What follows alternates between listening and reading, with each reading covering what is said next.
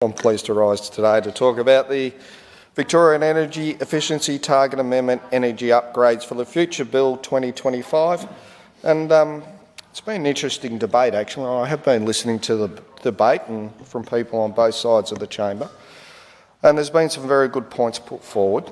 And this essentially is giving the government the ability to change the goalposts, I suppose, for want of a better word, and one is to, rather than setting targets every 5 years, they can change their mind on that and set them for every 2 or 3 years. There's a few points I'm going to go to on this bill that I've picked up in the debate, and as previous speakers have said on this side, I don't think the VEU program has been properly managed. I think we've heard from various contributions in here today where the member for Morwell touched on it earlier, the member for Brighton and other members, where we've had all these fridges turn up that either people didn't know they were coming or too many come for what they needed. And I think with any program, I'm going to be very pragmatic about this contribution because I wasn't here obviously when this program started. So I'm just going to put forward a few points. I think with any program that you introduce, there should always be a review. There should always be checks and balances because things do get rorted, maybe intentionally, maybe unintentionally, but that does happen. So I think we should always put in place these stop points to check, make sure everything and the taxpayers' money isn't being rorted or wasted. And it seems to me, and I'm not sure about the Tarragona Football Club, obviously, that the member for Morwell was involved in, but I'll use that as an example. I'm not sure if the football club said, oh, well, we'll upgrade 4 fridges. I don't know many footy clubs that have 15 fridges, but the member for Morwell might be able to give me a hint how many fridges they actually needed.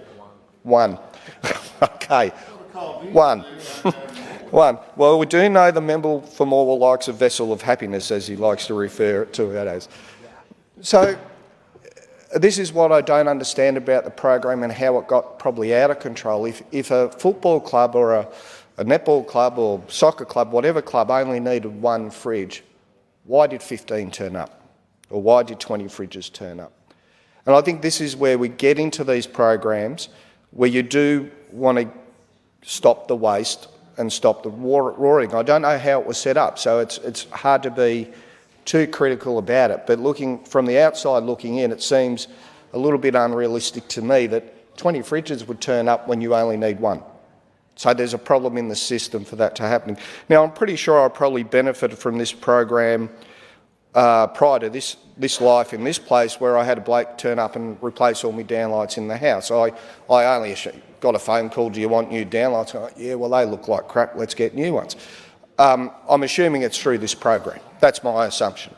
But downlights are one thing. They're a pretty easy thing to replace. You just unplug them, plug them in, great, off you go. But as the member for Morwell pointed to earlier, when we're talking about air conditioning systems, and I've had to remove many air conditioners in my previous life, there is a system you have to go through. You actually have to capture the gas. You have to degas the aircon unit before you put in the new one. Now, that hasn't happened, and I know the examples the member for Morwell were talking about because I had people say the same thing to me. They're like, Wayne, aren't they meant to capture the gas? Yes, they are. Now, those things weren't happening, and this is what the government needs to do. They need to put in these checks and balances, and they need to make sure that they've got the right people doing the right job. Because we don't want to see a repeat like it was under the Rudd government when we had the insulation scheme that Peter Garrett was in charge of. And that was a disastrous scheme.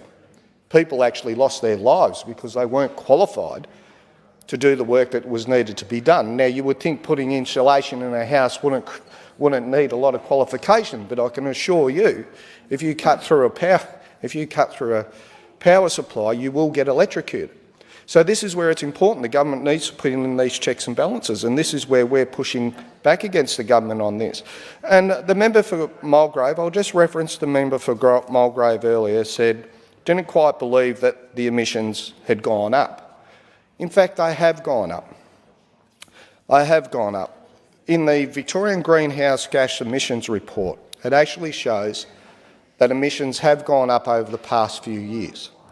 Now, we can debate the amount that the emissions have gone up. Have they gone up 5% or 5.6%? But they actually have increased. So when I see these schemes that pump in hundreds of millions of dollars of Victorian taxpayers' money to reduce emissions, I think we've got to start to ask ourselves, why have the emissions gone up? I think it's a very pertinent question. We have more solar than we've ever had before. We've got more wind farms than we've ever had before, although I think our offshore wind farms aren't doing too well at the moment. We have electric vehicles, we have electric scooters, we have electric bikes, cars that are diesel or petrol. They have less emissions now. So I think one question I'd put to the government is, why have emissions increased? I think that's a fair question. If you're going to pump hundreds of millions of dollars into a scheme, then you've got to sit back and ask yourself, why have these emissions increased? Because if you're producing the VEU program and you're managing that program to reduce emissions, but emissions are going the other way, then some questions have to be asked. I think that's a fairly common sense approach to it. And the other issue with this bill today, and probably another reason why we oppose this bill today, is that at the moment you're doing a review into this program. So wouldn't you wait for the review to come out, to be published, and then look at the legislation to support the review, or to make the review, I assume, will make recommendations to the government on what's working and what isn't working. So wouldn't we wait for that review to come forward? Wouldn't we look at those comments and the report, and then you'd go back and say, well, now we need to bring in legislation to support the review and the recommendations that will be made. To me, it seems a little bit nonsensical to bring this in now when there is a review underway. It doesn't make sense. To me, it's a little bit of a cart before the horse, which we're seeing that quite often here. I don't know when the review is due to be released. My assumption is it would be very soon. But I think you've really got to wait for the review to come out before we start to put through the legislation, because there could be somebody could miss something in that review. There could be a very strong recommendation now that you're going to have to bring this legislation back to the chamber to implement the recommendation that could be done from the review. So I think at the moment this legislation is probably a little bit early. Now, look, there's one thing I've been critical on this government quite often when it sets its targets, and I think sometimes the targets are aspirational rather than factual. And it's probably the case when we come to this bill as well. To turn around, and I heard earlier on, I wasn't obviously in this place then, but this side of the House try to get targets put into legislation, and that got voted down. So when you set a target, to give yourself the ability to change the target because you didn't achieve the target, to me that seems an easy way out. I would assume if you achieve a target and you're not quite getting there, you would work harder or find the problem in the system to actually get to that target. Sometimes your target might be 12 months late, but my assumption is the government or the department would work that little bit harder to achieve the target rather than failing to meet it, wind the target back to say, well, now we achieved it. That seems wrong. That seems wrong. So to me, I would turn around and say to the department, to the government, if you set a target, pull every lever you possibly can to achieve the target. Don't set an aspirational target, set a factual target. There's very big differences.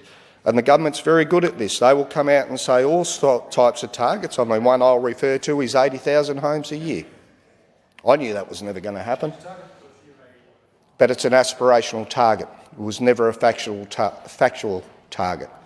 Now, that's my advice to the government. If you are going to set a target, you pull every lever to achieve the target. Thank you.